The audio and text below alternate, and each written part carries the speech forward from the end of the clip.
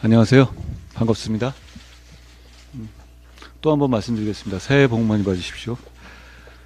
비상대책위원회를 시작할까요?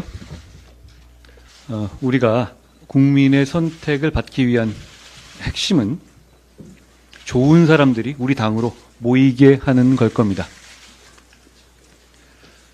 그러기 위해서 비상대책위원장인 제가 직접 인재영입위원장을 맡아서 좋은 분들이 우리 당으로 오시도록 앞장서려 합니다. 그동안 업무의 효율성과 연속성을 위해서 열정적으로 일해온 이철규 인재영입위원장도 앞으로 똑같이 저와 함께 계속 일하게 될 겁니다. 신의진 당무감사위원장, 황정근 중앙윤리위원장을 유임하겠다는 말씀도 드립니다. 제가 오늘 한 말씀 드리겠습니다. 제가 어저께 백브리핑에서 잠깐 드렸던 말씀이긴 합니다만 우리는 이제 분명히 선진국입니다. 그런데도 개별 동료 시민들의 삶은 참 힘들죠. 경기도에서 서울로 출퇴근과 통학이 참 고통스럽고 밤거리가 두려운 곳들이 곳곳에 있고 대전, 부산 시민이 뮤지컬 하나 보려면 KTX 타고 서울 가야 합니다. 이런 사회 곳곳의 불합리한 격차들은 동료 시민들의 연대의식을 약화시키고 공동체를 위협하며 나아가 갈등으로 인한 사회적 비용의 증가로 인해서 우리가 미래로 나아가는 데 걸림돌이 된다고 생각합니다. 저는 선진국의 수준에 맞지 않는 시민들의 전반적인 생활에 뿌리내린 불합리한 격차를 해소해야만이 시민들의 현실의 삶이 나아진다고 생각합니다. 그 격차 해소는 정치가 할 일이고 정치만이 해낼 수 있는 일입니다. 잘 아시다시피 총선은 정치권이 국민의 눈치를 많이 봐야 하는 때고 그렇기 때문에 평소 같으면 그게 되겠어 라고 하는 일이 실제로 될 수 있을 정도로 정치적 상상력이 현실로 이어질 수 있는 장입니다. 우리 국민의힘은 이번 총선에서 교통, 안전, 문화, 치안, 건강, 경제 등 다양한 영역에서의 불합리한 격차를 줄이고 없애는데 힘을 집중하겠습니다. 그 실천 방안에 대해서는 정교하게 준비해서 설명드리고 실천할 것이라는 말씀을 드립니다. 그 과정에서 동료 시민들의 의견을 충분히 듣고 바로바로 반영하겠다는 말씀을 드립니다. 제 말씀은 오늘 여기까지입니다. 어제 이재명 대표의 피습 사건이 국민들께 큰 충격을 안겼습니다. 아직 범행 동기가 밝혀지지는 않았습니다. 그러나 피습 사실을 알리는 외신들이 한국 정치가 깊은 양극화로 분열된 상태라고 소개할 정도로 우리의 불행한 정치 환경이 범행에 영향을 끼쳤음을 암시하고 있습니다. 최근 몇 년간 정치권에서 대화와 타협의 미덕은 사라졌고 대신 상대를 악마화하는 언어 폭력이 빈번해졌습니다. 이 때문에 다수의 국민들은 정치에 더욱 등을 돌린 반면에 극단적인 지지자들은 더 격렬히 정치적 갈등에 감정이입해서 상대 정치인을 정오하게 되었습니다. 생각의 차이는 다름이 아니라 틀림이 되었고 다른 입장을 가진 사람을 설득과 비판의 대상이 아니라 응징과 청산의 대상으로 간주하게 되었습니다. 이런 격앙된 분위기 속에서 물리적 폭력을 정당화하는 사람이 생겨났고 있어서는 안 될 반민주주의적인 범행이 일어나게 된 것으로 보입니다. 이런 면에서 어제의 피습 사건은 민주당을 넘어 대한민국 민주주의 전체의 불행한 오점으로 기록될 것입니다. 범행 동기와 과정이 철저하게 규명되어야 하는 것은 물론입니다. 그리고 이에 더해 여야 모두가 독버섯처럼 자라난 정오 정치가 국민들에게 악영향을 미치고 있음을 인정하고 머리를 맞대어 정치 문화를 혁신할 방안을 찾아야 할 것입니다. 진영을 넘어 같은 시대를 사는 동료 정치인으로서 다시 한번 이재명 대표께 안타까운 마음을 전하며 쾌유를 빕니다. 어제 윤석열 대통령께서 정시 개장식에 참석해 금융투자소득세 폐지를 추진하겠다고 발표하셨습니다. 금융투자소득세는 법 제정과 동시에 개인 투자자들이 격렬히 반발한 문제적 제도입니다. 소득이 있는 곳에 과세한다는 원칙을 세웠지만 5천만 원 이상의 금융소득이라는 기준을 보면 사실상 지난 정부의 부자 정세 시리 중에 하나였습니다. 금투세 부과 대신에 정권 거래세를 낮춘다고 하나 막대한 자금으로 단타 거래를 하는 외인과 기관이 거래세 감소의 주된 혜택을 받는 반면에 개인 투자자들은 새로운 과세를 짊어지게 되어 불공정한 개미 독박 과세라는 비판이 잇따랐습니다. 또한 우리 주식시장이 코리아 디스카운트를 받는 상황에서 금투세가 시행되어 과세 부담까지 더 커지면 해외 선진 금융시장으로 자금이 이탈할 요인이 더 크게 됩니다. 법 시행 시 과세 대상은 15만 명으로 추산되는데 이들 중 상당수가 과세 회피를 위해 자금을 빼내게 되면 그 시장 침체의 피해가 1,400만 개인 투자자 전체에 미친다고 볼 수 있습니다.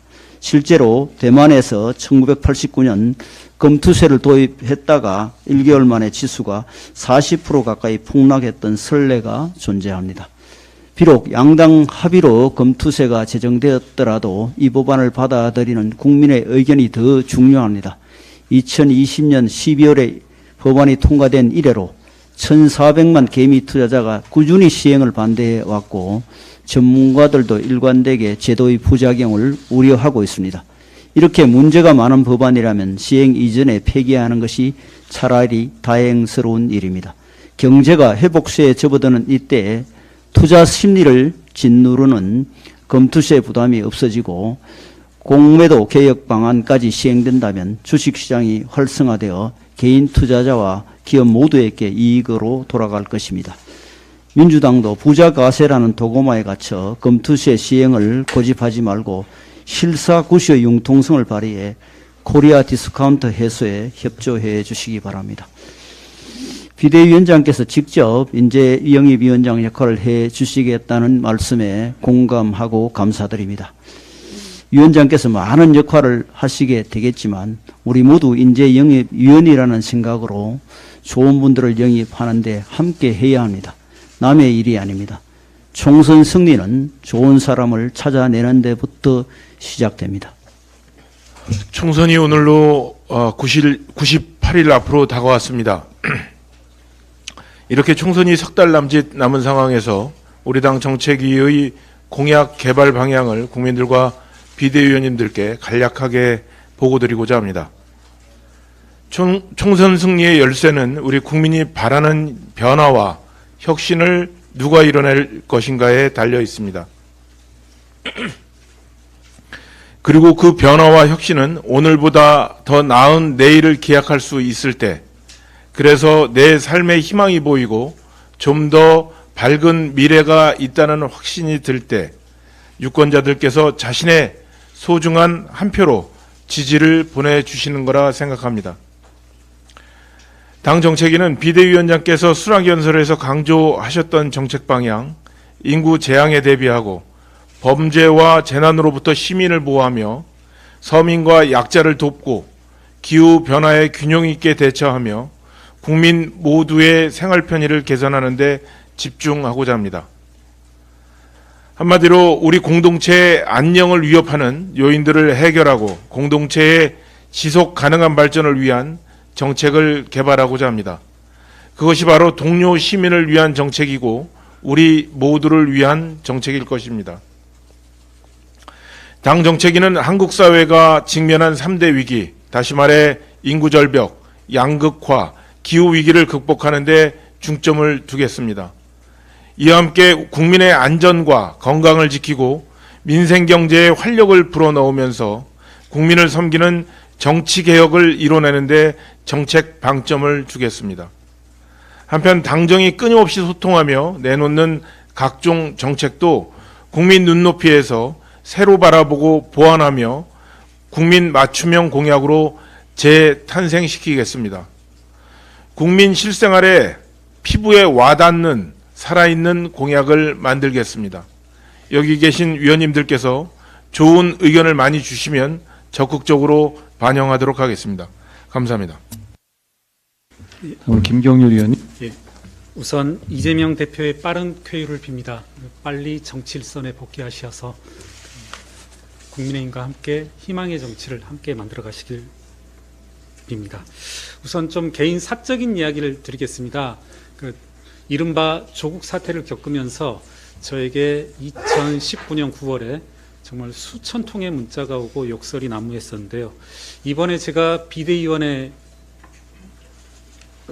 이렇게 임명되면서 이번에도 조금 욕설 문자가 많이 오겠거니 감당 이겨내자 이런 생각을 했었는데 정말 두세 통의 문자 말고는 이제까지 없었습니다. 또 이 말씀 듣고 또 보낼까봐 좀 걱정도 되는데 저는 이게 저에 대한 과제와 기대 그리고 국민에 대한 힘에 대한 과제와 기대라고 생각합니다. 저는 그러면 저와 국민의힘이 이 기대, 과제를 어떻게 풀어나갈지 그걸 고민해 봤었는데요. 답은 있다고 생각합니다. 정당에 대한 기대와 과제는 강령에 그대로 적혀져 있다고 생각하는데요. 꼼꼼히 찾아서 읽었습니다. 저는 그중에 강령 몇 가지만 제가 함께 이 자리에서 소개하겠습니다. 강령 중 우리의 믿음 세 번째입니다. 우리는 공정하고 다양한 기회가 주어질 때 스스로의 능력을 최대한 발휘할 수 있다고 믿는다. 여덟 번째입니다. 우리는 국가와 사회가 스스로 돌보지 못하는 사람들과 함께 해야 한다고 믿는다. 그리고 10대의 약속이 있었습니다. 세 번째를 소개하겠습니다. 약자와의 동행, 경제민주화 구현입니다. 짧게 소개하겠습니다. 3-1 사회 양극화 해소, 급변하는 시대의 흐름에서 소외되는 취약계층 및 사회적 약자와의 동행을 위한 정책을 적극적으로 수립한다. 3-2 경제민주화 구현, 모든 경제주체가 자유와 창의를 바탕으로 각자의 재능을 한껏 발휘할 수 있도록 공정하고 효율적인 시장경제 질서를 수립하여 경제민주화를 구현한다. 저는 이것대로 움직이겠습니다. 이곳 국민의힘에서 보이지 않는 사람들을 찾아서 그리고 목소리를 내지 못하는 사람들을 찾아서 청년 플랫폼 노동자, 비정규직 삶은 그리고 여성 대리운전자들을 찾아서 그분들의 목소리를 그리고 모습을 함께 보겠습니다. 다시 한번 양극화 해소와 경제 민주화를 위해 헌신할 것을 이 자리에서 약속합니다. 감사합니다.